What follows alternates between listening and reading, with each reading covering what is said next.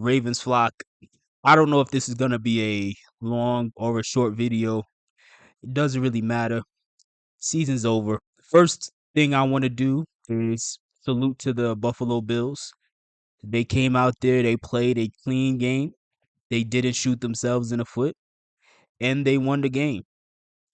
But to get back to the focus on our team, there's plenty of blame to go around here. This is a typical collapse, but like always, like I did last year, and like I'm going to do now, I'm going to start at the top when I list who or why things went wrong. Number one, John Harbaugh. Like always, things collapse the exact same way, and y'all refuse to connect the dots and realize that it's the coach who's the common factor in this. This is an issue that we have going back over a decade. Before Lamar Jackson got here, before Mark Andrews got here, before anybody on this roster got here. This is an issue that's been happening over a decade of a team that continuously goes out there in meaningful games. They look unprepared, discombobulated, and unmotivated, which is laughable because supposedly John Harbaugh's main calling card is that he's a leader of men. But yet, when I go out and watch these games, I've yet to see a game where these guys looked like they actually had real motivation. So, how much of a leader of men is he? You see, I've said on several occasions, going back years now, I've said, hey, it's really not a good idea to have a guy whose claim to fame was being a special teams coordinator. It's really not a good idea to have that guy as the leader of your team. It's not a good idea because when things go wrong on the offensive side of the ball, he won't get blamed for it. He won't be held accountable. When things go wrong on the defensive side of the ball, he won't get blamed for it. He won't be held accountable. It'll just even it's to the point now to where even when we're having blunders on special teams, which we were having all season when Tucker was missing kicks and Jordan Stout was botching punts that could only go 10 yards. Even then, still, these John Harbaugh fanboys, these idiots that are destroying the Ravens flock, were out here still trying to defend this man and say it's not his fault because apparently it's never his fault. Even though the team not being prepared should fall squarely on his shoulders because that's one of your main jobs as the coach. You're supposed to make sure the team's prepared. You're supposed to make sure that the team's disciplined. You're supposed to make sure that the team recognizes that there's a sense of urgency here and they play with motivation and they play with a sense of urgency because they recognize it's do or die time. We can't have a do-over. But just like last year, we went out in this game, and when you look around on both sides of the ball, 95% of the players, they look uninterested, lacking motivation, and they look like they're just going through the motions. Well, if that has happened on multiple occasions, what does that say? What that says is that there's a bunch of people on this roster who don't have any heart. And it also says that there's a bunch of people on this roster who aren't all in on what this team could be because they're not leaving it all on the line. When is Harbaugh going to be held accountable? When are y'all going to realize that we need a new voice in here and we need somebody who can properly lead this team and properly scheme things up? And not just some glorified mascot who's on the sideline looking like a confused baby who just farted for the first time, who doesn't even know what a fart is. When are y'all gonna want better? When? I'm somebody with I'm not trying to toot my own horn because there's nothing to toot about, but I'm somebody who, in many cases, I have foresight or I'm thinking ahead. I'm looking at the bigger picture of things. And so sometimes when you're that type of person, you end up getting to certain conclusions early. You end up saying things earlier than people are ready to accept it. I say that because see, because now I have to bring the Greg Roman aspect back into this because when I started this channel several years ago, one of the main videos that I kept making and the main points that I kept saying was, hey man, we gotta fire Greg Roman. We gotta get rid of this guy. And when I put those videos out, unfortunately, I was early to the party.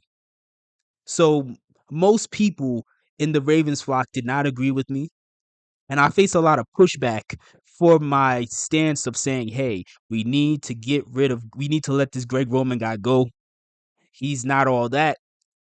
We can do better. And when I faced that pushback, I had a bunch of idiots who kept trying to argue with me and say that, man, if we get rid of Greg, what are we gonna do? Oh my gosh, what are we gonna do if we let him go? What are we gonna do? How are we gonna score? What if Lamar was the MVP with him? What is he gonna be without him? Oh my gosh, we can't let Greg go. Like you hear these idiots, they kept making these that same silly argument. And I kept trying to tell these people, like, hey, man, listen, Greg's not the secret sauce here. Lamar is. If Lamar is on the team and if he's healthy, we will still win 11 to 13 games. But these same people didn't want to accept that. They didn't want to accept that. And so what ended up happening was Greg Roman stayed for another 3 years, 3 years longer than he should have.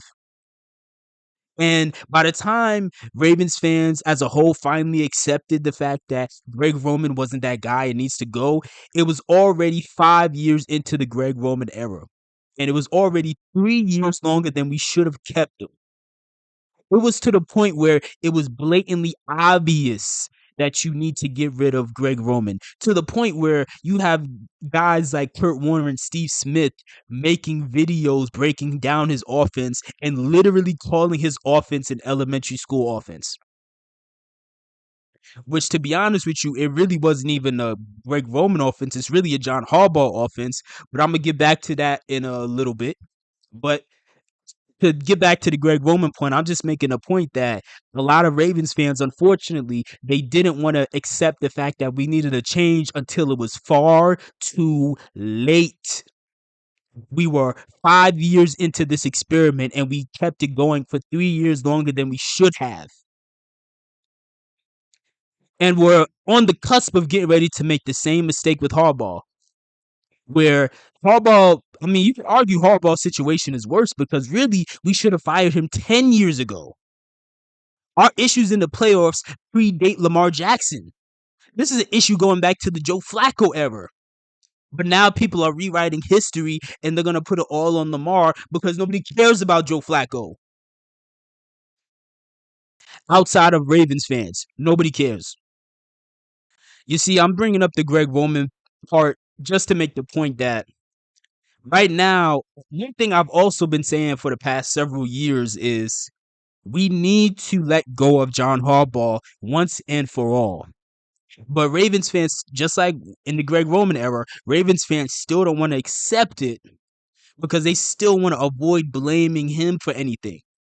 They still want to convince themselves that, oh, we need him. If we get rid of him, what are we gonna do? If we get rid of him, we could go out and find a better coach. It doesn't really matter who the coach is. If Lamar's in the game, by default, we're gonna win 11 to 13 games a year.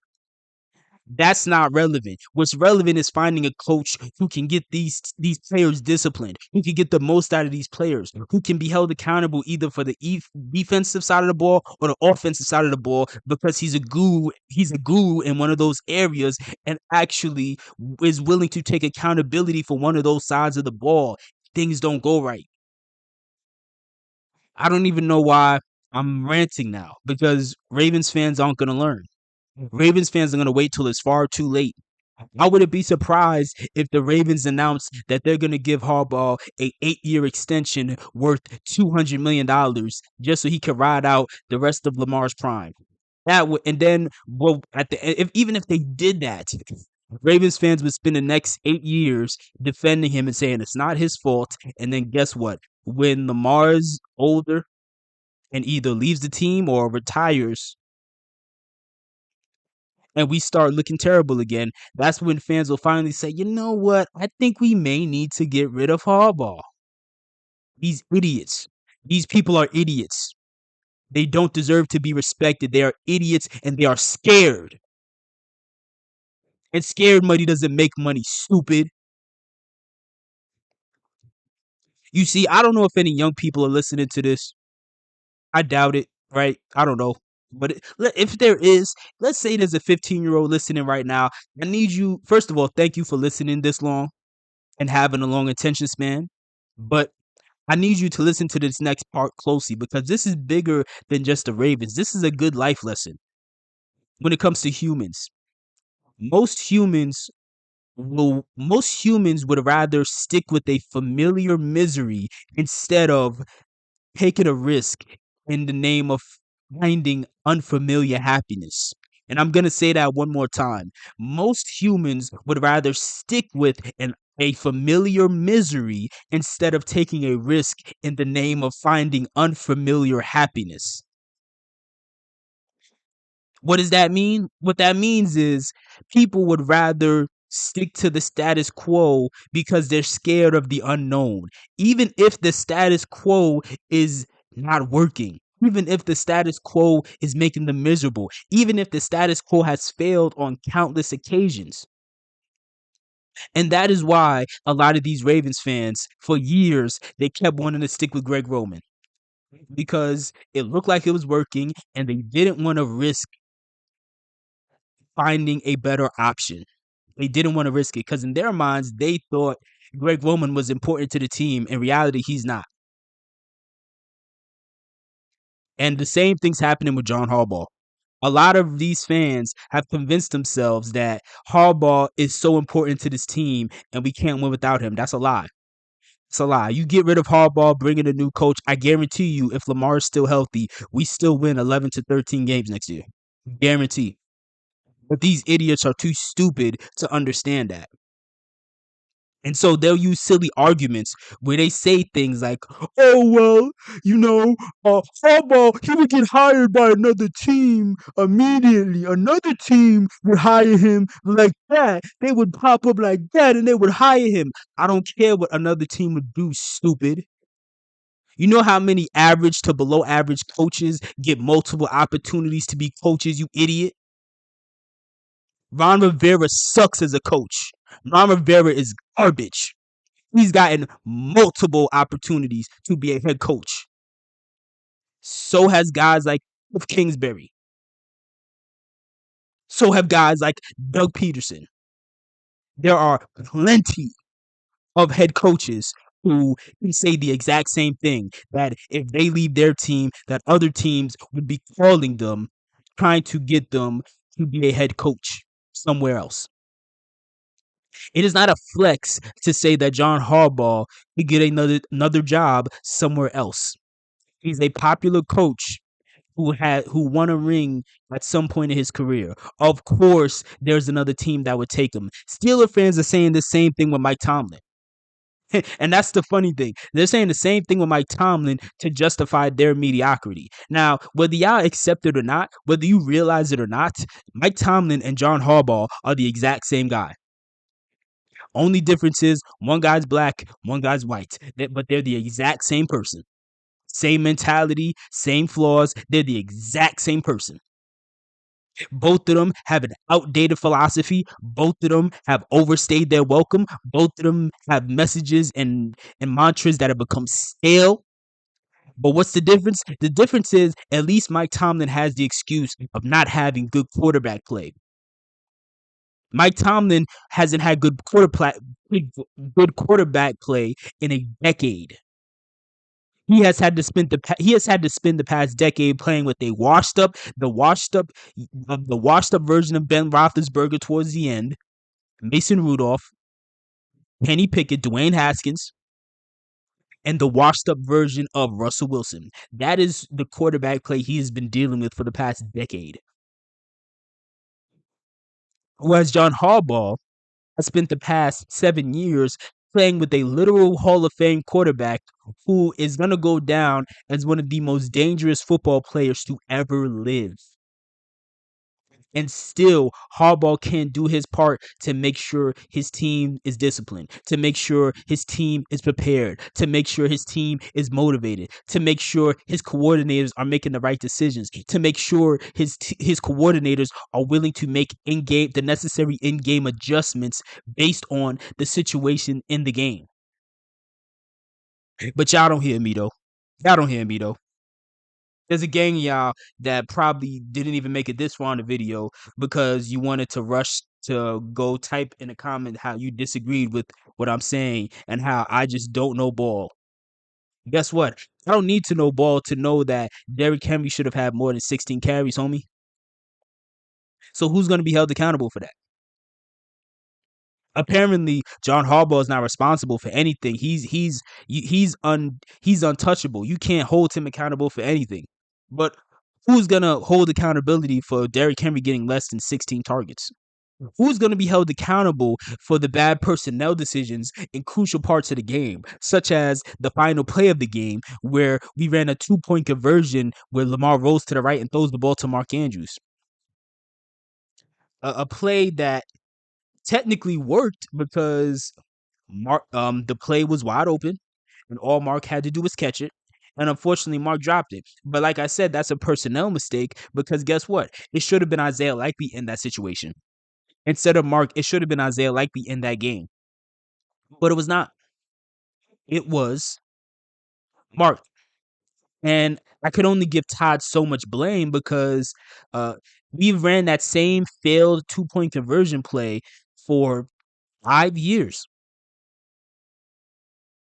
Think about that. It's been 5 years, guys. It has been 5 years of us running that failed 2-point conversion play. And I know this because there's actually a person, not only because I remember, but also because there was a content creator. He's one of these guys who does like edits and stuff. I think his name is pronounced Burgess or whatever, Beegis, whatever. Mind you, he's a Steelers fan, but he posted this and he posted a throwback clip saying, and the caption says, "Man, the Ravens really need to get a new 2-point conversion play." And he showed replays going back at least 4 or 5 years of us running the same play to Mark Andrews and it failing every single time. Whether it was Lamar in the game or whether it was Tyler Huntley in the game, it didn't matter. Every time we ran that play, it failed. It absolutely failed.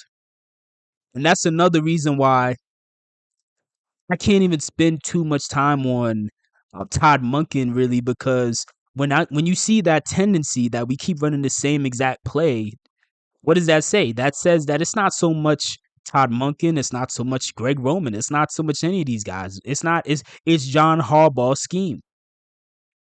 It really is.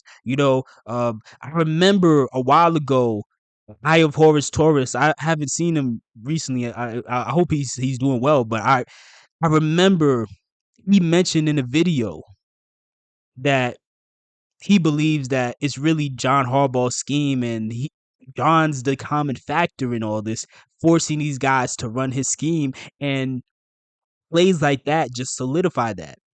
Because if we're still running the same exact 2-point conversion play from 4 or 5 years ago, you think Todd Monken brought that play to us? No. Harbaugh forced that play onto Todd Monken. But that also says why we need to get rid of this entire regime. Because if Todd Monken doesn't have the courage to stand up and say, nah, man, I'm running my plays. If he doesn't have the courage to do that, if he's just somebody who's just on some go along to get along type stuff, guess what? He needs to go too. Because even though he was better than Roman, he still isn't like some super special coordinator. He's not Ben Johnson. Now we're in no man's land. So there's really no reason for optimism unless they announce that Harbaugh is leaving. There's no reason to be excited. None whatsoever.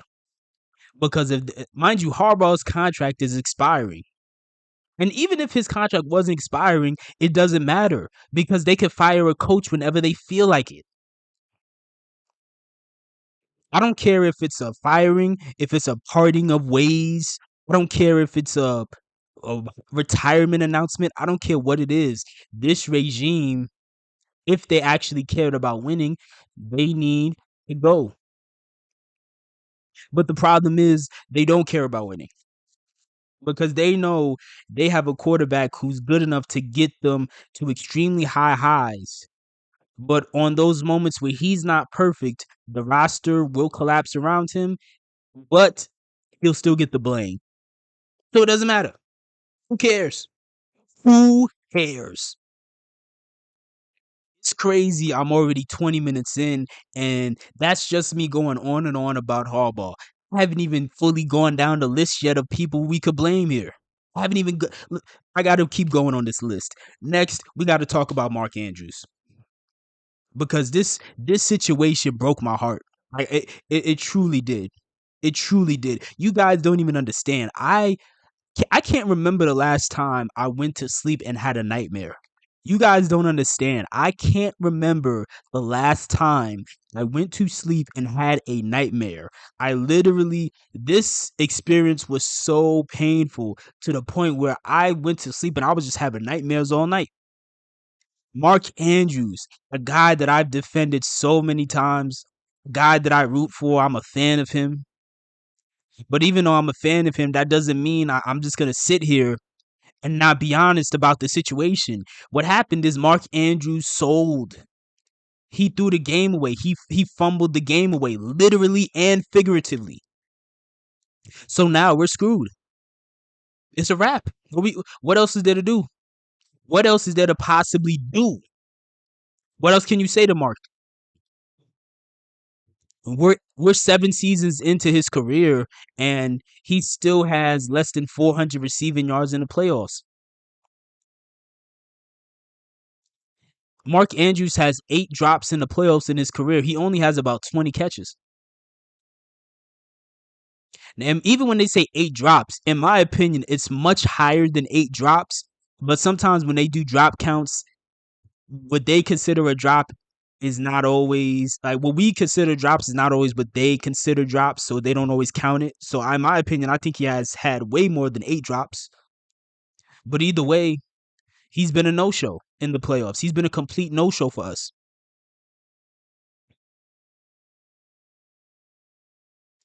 Did Lamar make mistakes in his game? He definitely did. That interception was the worst pick he threw all year by far. I don't know what Lamar was thinking there. I know what he was thinking, actually, now I think about it. He got scared. There was a Bills defender who was putting pressure on him, barreling down in his direction. He got scared.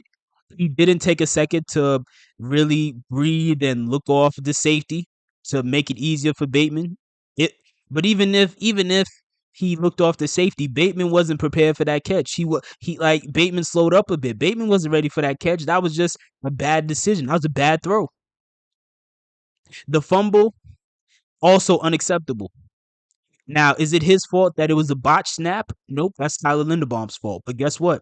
In that scenario, you got to have situational awareness and recognize, hey man, just grab the ball, get on the ground. Now, 99% of the time, Lamar in these situations, he's so used to carrying us and making the most out of nothing to where clearly it's very hard for him to, in these moments, not try to be a hero. And because he was trying to be a hero, he fumbled unnecessarily. Salute to Justice Hill. Justice Hill is one of the few people who showed heart in this game because Justice Hill saved what could have been a fumble return for a touchdown. They still ended up scoring, but at the very least, Justice chased Von Miller down and got him on the ground, even though Von Miller is almost like twice Justice's size.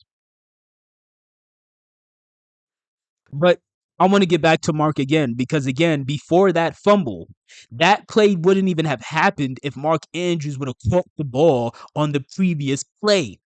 He had a drop, one of 4 drops. No, 4. Yes. No, no. 3 drops. My bad. 3 drops and a fumble. 3 drops and a fumble. Everything's on the line now. We've yet to see Mark even ball out in any playoff game. To this day, Mark Andrews has still never had a playoff touchdown. And that's sad because this is a guy who just was coming off of a streak of like 8 games in a row with a touchdown.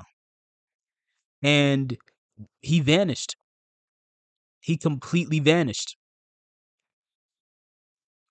And despite and again, you have a lot of people that think that everybody's making excuses for Lamar. No, I have nothing against critiquing Lamar.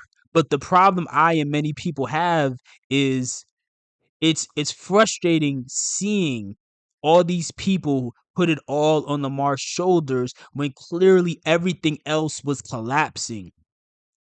And nobody ever wants to acknowledge that. And I know that's the case because we've seen this movie already.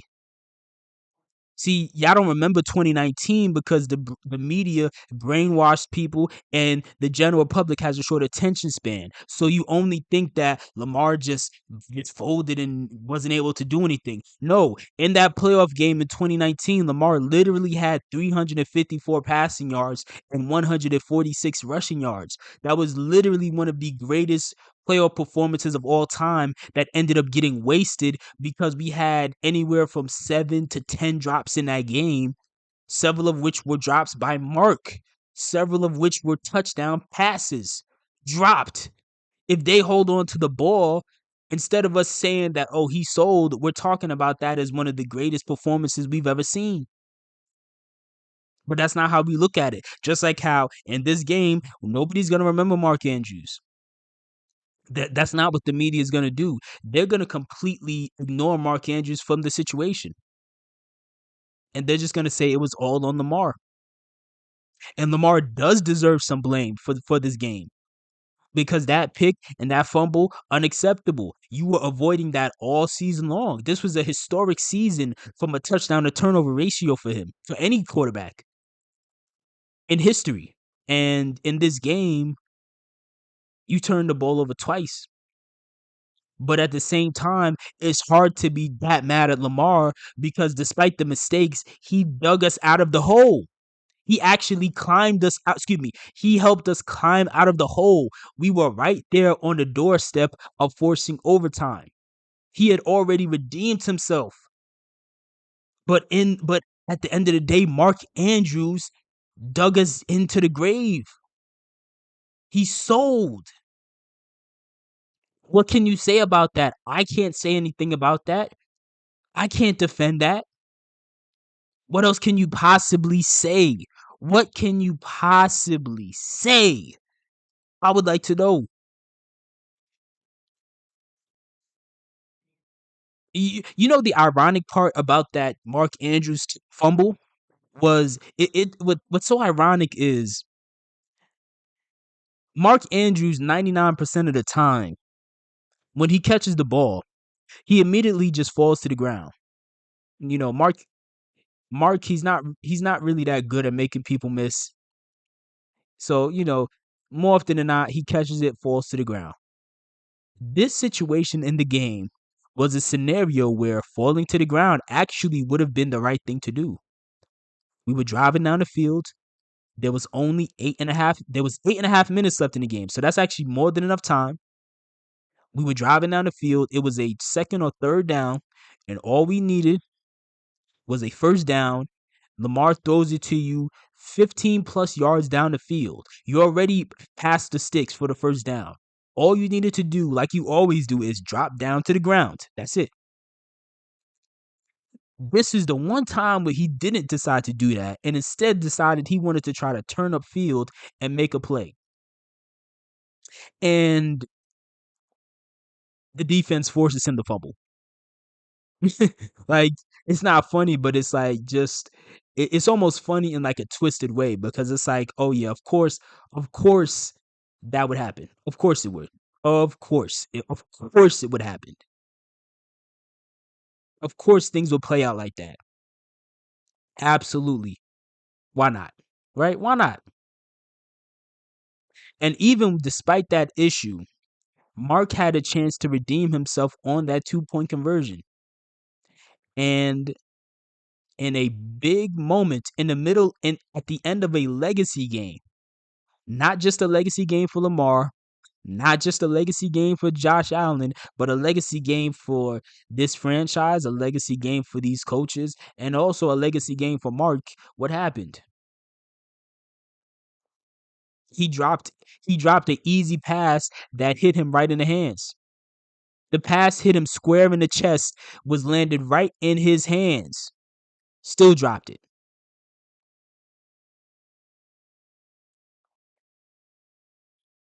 Isaiah Likely should have been the one catching the ball on that play. I guarantee you, if Isaiah Likely was the one in Mark's place, Isaiah ain't dropping that pass.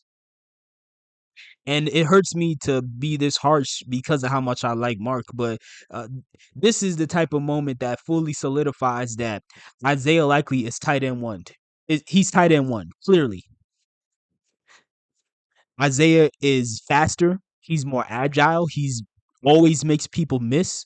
And also, he has better hands and he's more clutch. Every time we need a crucial catch, no matter the level of difficulty, no matter how high the stakes are, Isaiah Likely makes the catch, man. We have several years now to prove that. Whenever Likely gets the chance, Likely makes the catch. So us putting Mark in that game, in that position, makes even less sense because it should have been Isaiah Likely. It should have been. Because now I know some people feel like Derrick Henry should have ran the ball in. I agree. But at the same time, that specific play, the scheme, I mean, the plan, it worked technically. It was open for Andrews. All he had to do was catch it and fall backwards. Like, but he tried to make the catch harder than what it was.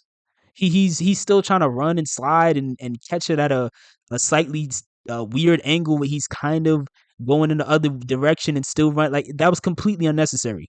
The closest Bills defender was about 3 yards away from him. And mind you, Mark Andrews is 260 pounds. Mark is bigger than Derrick Henry. So he's not easy to take down. All Mark had to do in that moment, stop in his tracks, catch catch that ball, and fall backwards. Even if the defender had closed in by the time you caught the ball because you stopped running, guess what?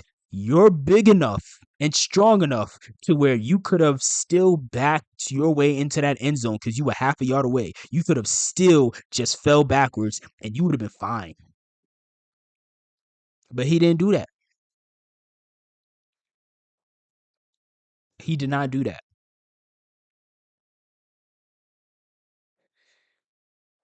Next, we're going to go talk about Lamar because Lamar's in a Lamar's in no man's land. This is no man's land. He's about to win his third MVP, and he's not going to have a Super Bowl yet. So all the anger, all the hates, all the evil people that love to disrespect this guy instead of appreciating his talent, the critiques are only going to amplify from this point. And this was a moment where Lamar needed to be perfect. Is it unfair? It is unfair. And I'm going to get to that in a minute, but this was a moment where Lamar needed to be as safe as possible. Part of the reason I liked what Lamar did last week against the Steelers was because, one, we were running RPOs where it felt like in this game we didn't run any RPOs. But part of the reason I liked what Lamar did last week was from the very first play of the game, Lamar made it abundantly clear that, hey, I'm taking over. I'm taking over. I'm not gonna give y'all a chance to ruin this and make me look bad. I'm taking over. And that's what he did. But unfortunately, in this game, for whatever reason, Lamar did not do that again. And I wish he would have. I wish Lamar wouldn't have shown so much faith in Mark Andrews. I wish Lamar wouldn't have shown so much faith in this play calling. I wish Lamar would have just decided, you know what? It's like last week. I'm gonna just listen. I'm gonna just take this over. Y'all playing around. I'm gonna take this over. And he did not do that.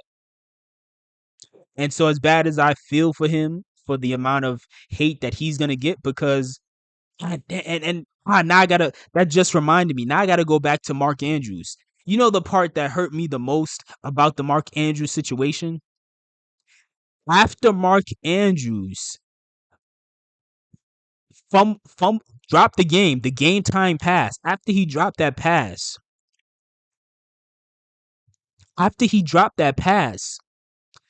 Mark Andrews didn't talk to the media. He didn't answer any questions. He went into hiding. That really bothered me. That truly, truly did bother me. Because what that tells me is that Mark is a coward. Mark is a coward. Straight up. You know, um, I owe Zay Flowers an apology. Because I critiqued him on several occasions because last year Zay Flowers literally fumbled what would have been the game tying touchdown in the AFC Championship game, which cost us the game, which he should be held accountable for. But at the same time, I kept saying how I felt conflicted because even though I'm critiquing him on it, he was still a rookie. But in the case of Mark Andrews, you can't say he's just a rookie. He made a rookie mistake, but he's not a rookie. He's a veteran who's 7 years into his career, and he has never come up for us one time. He's been a no-show every year in the playoffs, every single year. Every single year. And at the very least, even though Zay Flowers, he made that bad mistake in the playoffs, after that game, despite how much pain he was in, because you could see it on his face that after that Chiefs game in the championship game, he was broken. He was briefly broken. His spirit was broken. You could see it in his face. But despite that, he still went in front of the media and he answered questions like a man. In the case of Mark went into hiding.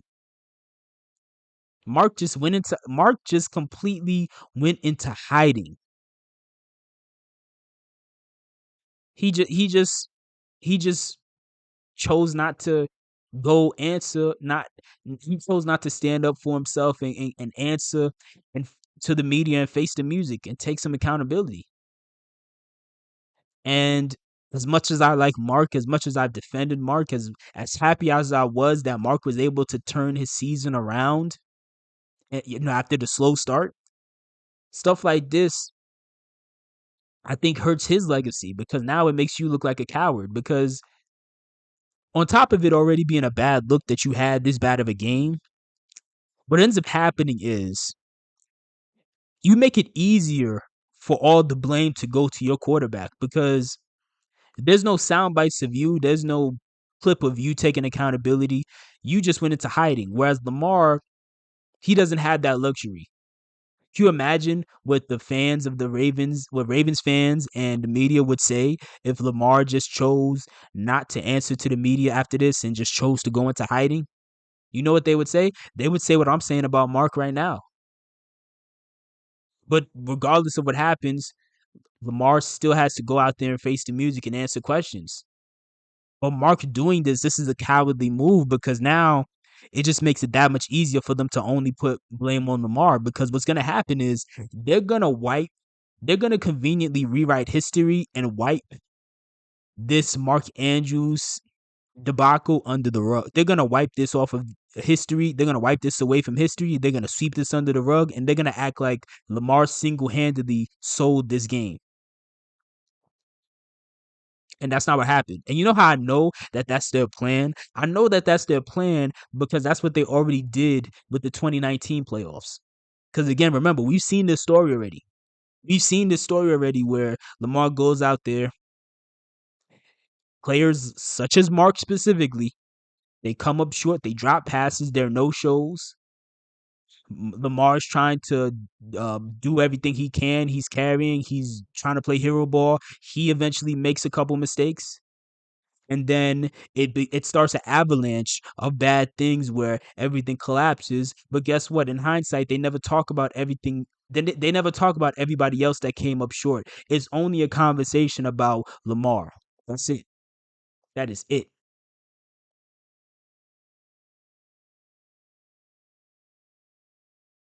That's it. It's only a conversation about Lamar Jackson. And that's the tragedy of it all. That is truly the tragedy of it all. That's truly a travesty because whether Ravens fans realize this or not, we're the only team that ask our quarterback to be perfect at all times. See, I don't know if y'all paid attention, but earlier in the day, before we played, the Philadelphia Eagles played the Los Angeles Rams. And in that game, Jalen Hurts made several key mistakes, including allowing himself to get sacked in the end zone for a safety, which in that moment, of course, is not only the equivalent of a turnover, but also something that gave them points immediately because obviously a safety, they get 2 points and they get the ball back. But what the Eagles have that the Ravens don't have is a real defense. So in that moment, despite the adversity, despite the fact that the Rams had a chance to really get control of this game again, the Eagles defense made it a point to go get the ball back and force a timely turnover, which they were doing all game. They forced 3 fumbles in that game, 2 of which they recovered, one of which they recovered right after that incident. But that's what a real defense does. And that goes into the next issue I want to get into here. The next area that I think needs to get some blame, which is this defense. Now, last night before I went to sleep, I was trying to be nice. I was like, man, I don't think the defense necessarily deserves all this blame. But then I wake up, I go to sleep, I wake up, I rewatch everything, and I'm just reminded of what I've been saying this whole time for months now, for years now. What I've been saying this whole time, which is this defense doesn't have any closers. This defense doesn't have any closers. They don't. They simply don't. They simply don't. They do not. They simply don't have any closers. I've said this on many occasions.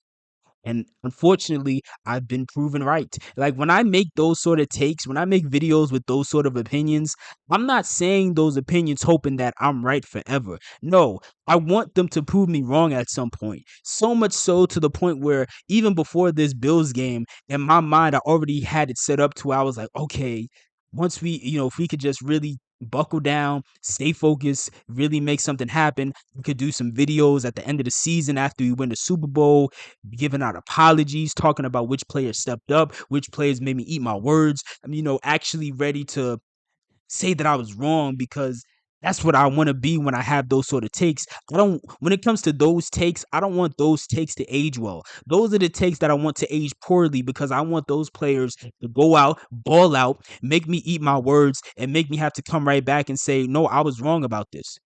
But unfortunately, I've been proven right. I told y'all that Roquan is a overrated, overpaid, non-factor bum. Y'all didn't want to listen to me. Anytime I say that, a lot of people they get very hurt. They get very hurt because they really like Roquan. And for whatever reason, y'all want to compare him to Ray Lewis, the greatest linebacker who ever lived. Y'all want to do that. For whatever reason. For whatever reason. But games like this further remind me and everybody else that, hey, when it comes down to it, Roquan is a non-factor. Roquan has been here for 3 years now. And in 3 years, we have yet to see a meaningful game where Roquan Smith has made a play that actually mattered, that was actually impactful. Oh, what do you expect them to do? The offense gave up 3 turnovers. Well, go create some turnovers of your own and get us the ball back. You're being paid like you're elite. We should expect elite results out of you. You go look at the Philadelphia Eagles that I just referenced a few seconds ago. The Philadelphia Eagles, even when the offense was struggling, even when Jalen Hurts was selling, even when things were not going well, guess what? They went out there and they continuously created more turnovers to get the ball back for their offense. This Ravens defense can't do it. That Roquan Smith can't do it. None of these guys can do it. None of them. The reason I'm using Roquan as an example first is because in many cases, people always want to make him seem like he's the face of this defense and he's some great leader or some great player. Nah, he's a good player. He's not special. Point blank, period. He's not good. He is not special. He's just good. 3 years and we've yet to see him make a play that actually matters when we need him to. He can't do it. And again, like I said, as much criticism as I think Lamar deserves, guess what? I still always end up feeling bad for Lamar because in these moments, a guy like Roquan Smith, he'll never be held accountable. He'll never be brought into the conversation. Nobody will ever bother to ask, why is this guy getting paid $100 million and he can't do anything? He's garbage in coverage and he can't stop the run. Y'all kept trying to tell me, that I don't know ball, and even though he's not good at coverage, he's a great run stuffing linebacker. And I conceded and I said, you know what? I am a fan. I'm not an expert. Maybe they got a point. But then a game like this happens. And the Bills run all over us. They run all over us with very little resistance. Where was Roquan Smith? Where was he? Where was Matabike? I want to know, where was Matabike, man? We just paid Matabike $98 million and he was a ghost. He was a ghost. When Sam Darnold, not to get off topic, but I think when Sam Darnold went viral several years ago, and when he was on the Jets for saying that he was seeing ghosts, I think he may have been psychic. And what he was really saying is he's seeing players on the Ravens defense. Because all I see whenever we had a meaningful game on defense, all I see is a bunch of ghosts. Tavius Robinson was the only guy out there who wasn't a ghost. He was out there playing with some heart. He was making some meaningful stops. He was getting some tackle for losses. He was actually making plays that mattered. The rest of this defense they couldn't do it. They could not do it. They played slightly better and they played slightly better in the second half, but we needed better than that. We needed better than that. We needed a complete shutout in the second half. That's what we needed. They couldn't deliver that. They could not deliver that. And they also couldn't create turnovers. Do y'all realize that our defense has not created a turnover in the playoffs in 5 years? Do y'all realize that? Do y'all realize that I'm not even exaggerating? That's a fact. We have not had a turnover. Our defense has not created a turnover in 5 years in the playoffs. Excuse me, in the playoffs. And this is exactly why I would rather have a opportunistic defense instead of an elite defense. Y'all are going to hear me say that and say that I'm stupid and I'm crazy. But what y'all don't understand is the reason I say that is not because I don't want both. I want both. I want an elite defense that is opportunistic against good teams. But guess what? The reason I say I would rather an opportunistic defense is because this Ravens defense they're an example of how a team could have an elite unit on paper, but the numbers can be heavily skewed based off of certain circumstances. You see, coming off the bye week, we played a lot of mediocre offenses. And so our defense stepped up, played well against those bad offenses, and it made our numbers look better than what we were. In reality, we still had a mid offense. A mid defense. That's just the fact of the matter. You see, early in the year, I kept saying that I was a little nervous because I was like, man, everybody keeps saying we have a good run defense, but in reality, we keep playing teams that either don't run the ball or they're not even bothering to run the ball because they pass the ball on us with such little resistance. And I fell back from that take because I said, you know what? They're starting to turn it around. It's starting to look better. Maybe they could prove me wrong and, we're on the right path. But then a game like this happens and we still look like what we looked like the first 12 weeks of the season on defense. They can't stop anybody. They can't create any timely turnovers, and nobody can close the game out for us. And that's a problem because that's where most of the money is, man. We're spending a lot of money on players who can't make a difference. Zach Bond is being paid less than two. Zach Bond is being paid pennies on the Philadelphia Eagles right now. The Philadelphia Eagles signed Zach Bond off the street for less than $2 million, and yet Zach Bond went out here and had a better season and is having a better playoff run than Roquan. He's actually making plays. He's helping to create turnovers. He's making impactful plays. Whereas guys on this defense are making top dollar and they can't do anything. Roquan Smith has yet to do anything that can actually justify giving him $100 million. We're the only team stupid enough to give a linebacker $100 million deal. Do y'all realize that? And it's not even the best linebacker. It's not even like we went out here for Fred Warner.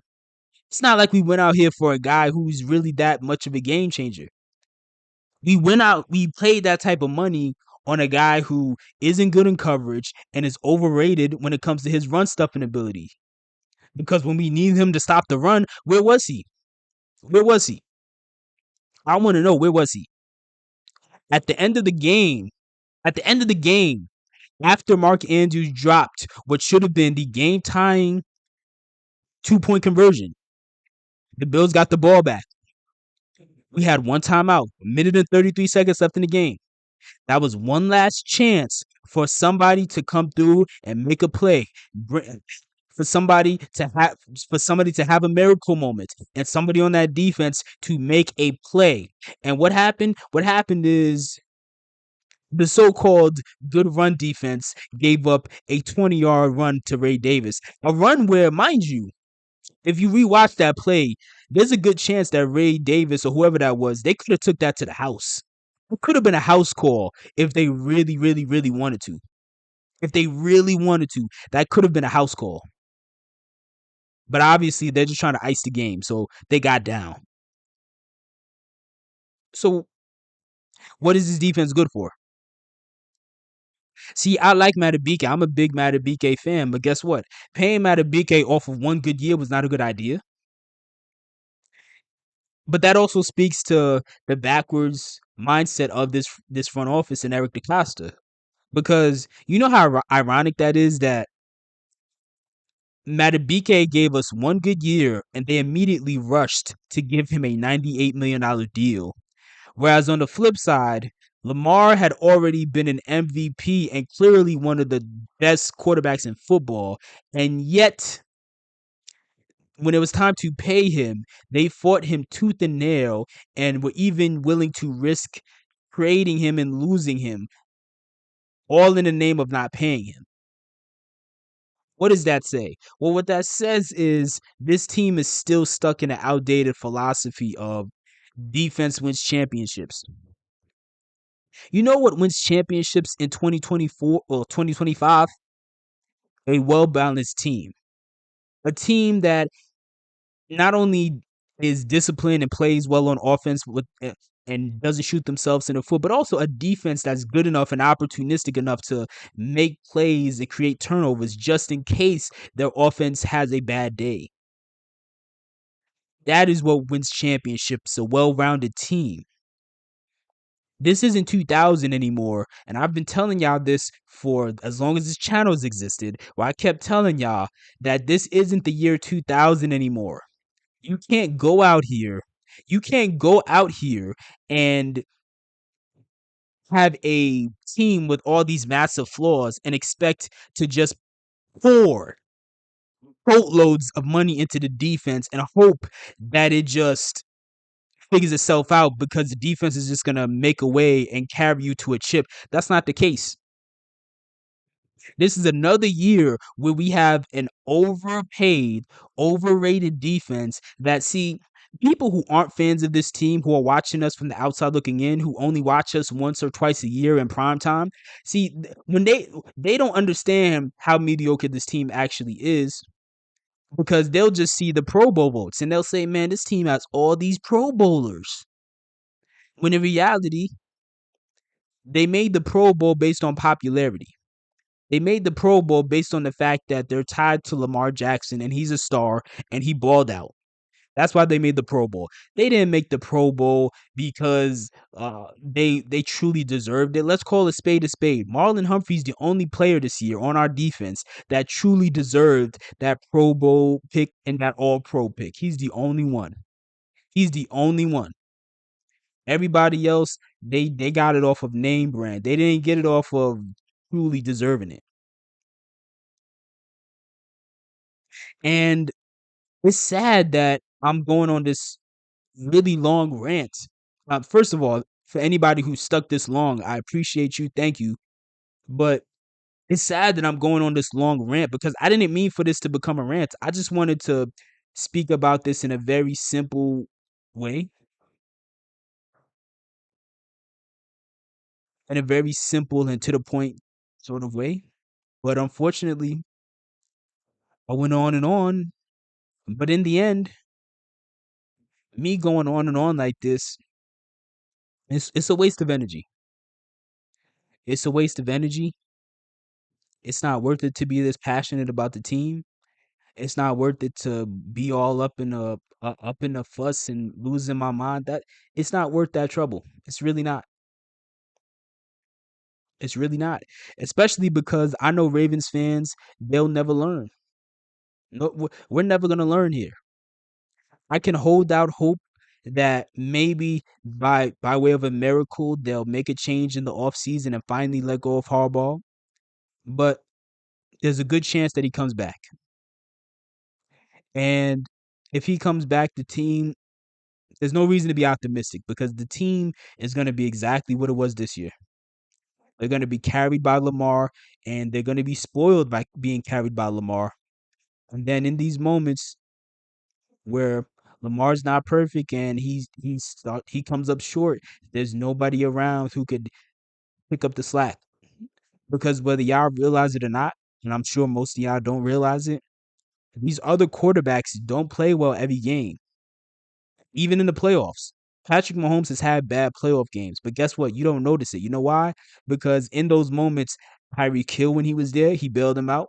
Travis Kelsey has bailed him out on occasions, and also his defense has bailed him out on occasions. When Mahomes wasn't having good games, he's had several people who were willing to be there for him to bail him out, to step up and help lift him up when he's not being perfect. Same thing for Tom Brady. You could go on a list every single quarterback who's played in recent years, especially the ones who've won Super Bowls. They've all had games and moments where they did not play well, and their team as a whole still lifted them up. The sad part about Lamar being who he is he has to overcompensate for so much mediocrity and uplift the team by himself. But when he needs to be uplifted, there's nobody there that's going to do it. It's not going to happen. There's nobody there that's going to help cover things up for him when he's not perfect. Let that sink in. Lamar in this game, he played well to start the game and he played well to end the game. He played well in 3 out of 4 quarters. Well, excuse me, 3.5 quarters. It was really only like a 5 or 6 minute stretch where Lamar had that pick and then the fumble. Outside of that, Lamar was fantastic, but it didn't matter because since it wasn't perfection, nobody else on this team was going to bail him out. The team just ain't good enough. It just ain't. It's simply not. It's simply not. I don't know if y'all watch anime or read mangas or whatever, but a very popular anime is My Hero Academia. And in My Hero Academia, there's a powerful scene slash chapter or whatever where the one of the main characters, Uraraka, she's given this big heartfelt speech to the general public because the general public has turned on Deku. Deku's the actual main character in the show. They turned on him because the media has convinced them that Deku's this terrible person, and they see him and he's all beat up and he's all worn out from having to save having to save them all day. And she's giving this powerful speech where she's just saying, "Hey, man, this guy, I mean, this boy, well, Deku's he's a kid. He's a teenager, but he's like, hey, this guy, he's been going out of his way to save us and do everything he can to be a hero. Can you guys lay off of him because at the end of the day, when heroes need saving, nobody's there to save them, unfortunately." And that's kind of the situation Lamar's in, where you have a lot of Ravens content creators like myself who the reason we still go to bat for Lamar is because we're seeing the full picture of everything and we recognize, hey man, this dude is not perfect. He's not above criticism. However, he's clearly the guy dragging us to greatness every single time and making this 6-win team into a 12 to 13 win team. But unfortunately, every time he comes up short, he's not perfect, and he needs somebody to help bail him out. There's nobody there. There's nobody that's going to save him. Whereas other quarterbacks have players who do that. They have teammates who do that. Because, like I said, if y'all watch other teams like the Eagles just yesterday when we played, or any other game, whether it's games where Brady is throwing multiple picks, whether it's game where Mahomes is throwing picks or fumbled, regardless of the case, there have been games where almost every quarterback, especially any quarterback who's even won a Super Bowl, they've all had down moments where they weren't perfect, but their teammates stepped up in those moments. Unfortunately for Lamar, I mean, this just ain't the type of team where he's going to have that luxury. It's never going to be the case. This is the type of team where it's him or nothing. It's him or bust. And so I'm going to try to wrap this up now because I've gone on long enough, obviously. Is this season a success? No. No, no. It put us in a spot where now we're in no man's land because in all likelihood, they're going to run it back with John Harbaugh, with the same exact coaching staff and players. Maybe they might not have Todd Monken if Todd leaves, but who knows? But they're going to run it back. And if they run it back, nothing's going to change. Us winning regular season games won't matter. Us winning the wild card game won't matter. Us winning the divisional game won't matter. Us winning the AFC championship game won't matter. It's only going to matter if we make and win multiple Super Bowls. Yes, multiple. Multiple.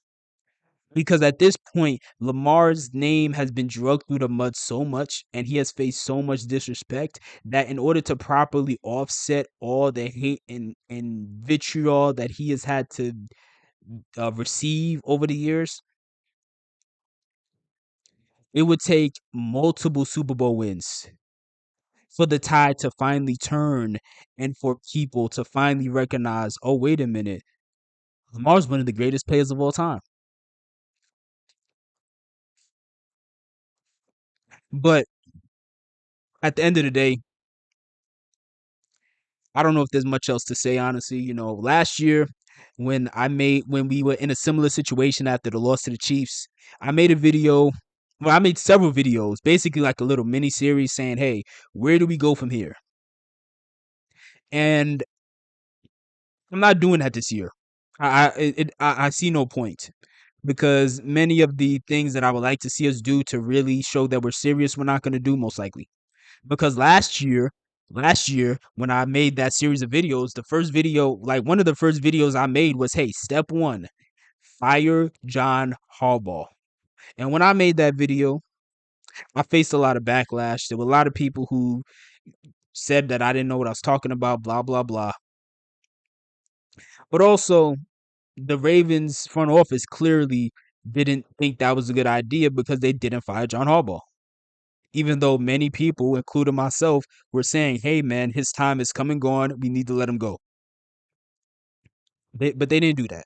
They did not do that, and it is what it is.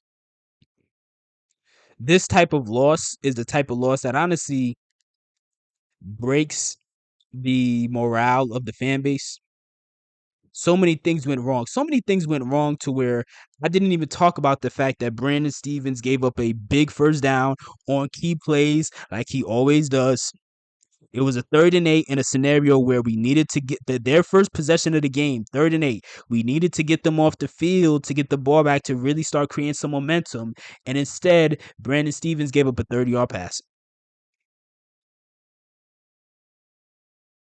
He gave up a 30-yard pass. So much went wrong to where I almost didn't mention that. So much went wrong to where I almost didn't mention the fact that this offensive line continued to be garbage, which is a reflection of the coaching staff and EDC's ability to or inability to build a roster. Because we have a garbage O line, and EDC knew we did. He knows we do. He knows we have a bad O line.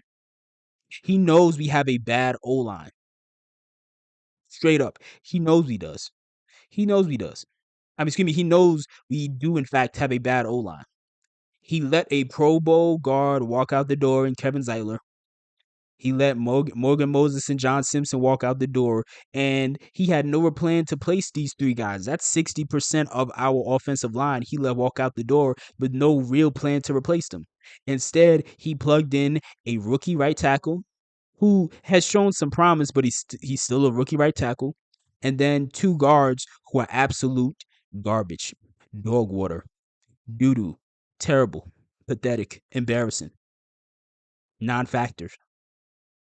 And unfortunately, that also hurt Derrick Henry, who I also haven't mentioned in this video yet, because Derrick Henry, the first half of the game, he was kind of running into a brick wall because the offensive line was getting dominated. But again, this goes back to the coaching issue because we all know that if you give Derrick Henry at least 20 carries, he's gonna start cooking, and they don't want to tackle him 20 to 30 times in a game. And you saw that in the third quarter, Derrick Henry started cooking, but then we went away from that.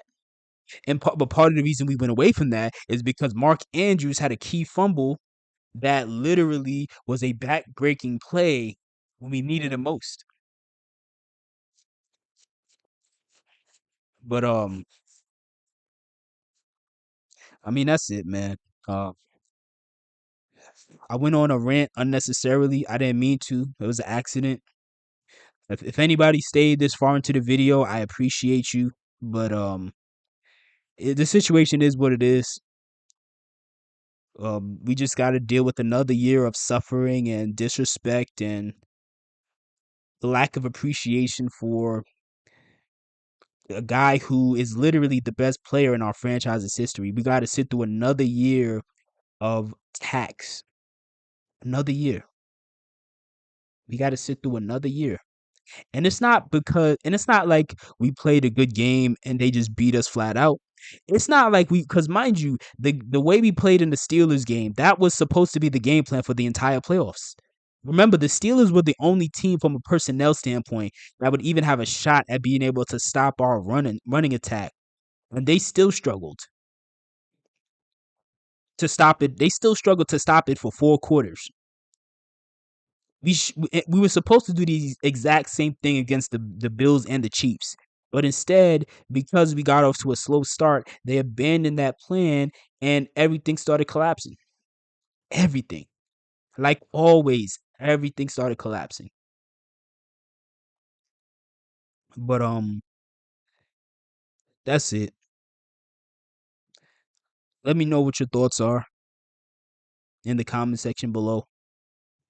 And yeah, that's it. Have everybody hope everybody can have a good week and bounce back from the tough loss that this was, because I know that I'm usually somebody who's not super emotionally impacted by tough losses like this, especially because I've seen him so many times. But this is definitely one that this probably hurt me more than any other one in our team's history. I think this was worse than the Lee Evans drop. I think this was worse than the Tyler Huntley fumble on the goal line. This game was the epitome of everything wrong with the team all year, and it reached a boiling point where it all unfolded simultaneously. And if they choose to bring back Harbaugh, it'll just be a reminder that truly they don't truly care about winning, and they are willing to squander the prime of one of the greatest quarterbacks to ever live and the best player in our franchise's history. They're willing to squander that. You know, some fans have started referring to us as like the AFC version of the Cowboys. I feel like that's a bit inaccurate because the Cowboys haven't been to a conference championship since 1996. At least we went to a conference championship last year. But at the end of the day, man, even though I don't think we're the Cowboys, you know what we are? We are a combination of the Indianapolis Colts during the 2010s and the Carolina Panthers during the 2010s. What do those two teams have in common with us? Well, they had two once in a generation quarterbacks who they pretty much squandered their primes. Andrew Luck, the Colts did a bad job building around him and they did a bad job building an offensive line around him. He kept getting hurt, started dealing with some internal bleeding, got to the point where he was so banged up to the point where he just gave up and said he's retiring. And the Colts have been garbage ever since. Cam Newton, I mean, we all remember what happened to Cam Newton because he's more popular. You know, he made the Carolina Panthers contenders. They went to a Super Bowl, but they never truly built around him in the offense. Instead, they gave him the bare minimum when it comes to guys like Ted Ginn and Kelvin Benjamin. And sooner or later, that whole thing started to collapse. Uh, he started to get banged up, unfortunately, and they cut him, and the team has been a dumpster fire ever since. We're in that same territory where we have a once in a generation quarterback, and we are we are clearly about to squander his entire career. We're about to squander. We are on the cusp of squandering his entire prime. We are on the cusp of squandering his entire prime. We already squandered his rookie contract, and now we are 2 years into his extension, and we are about to squander. We are at risk of squandering his entire prime,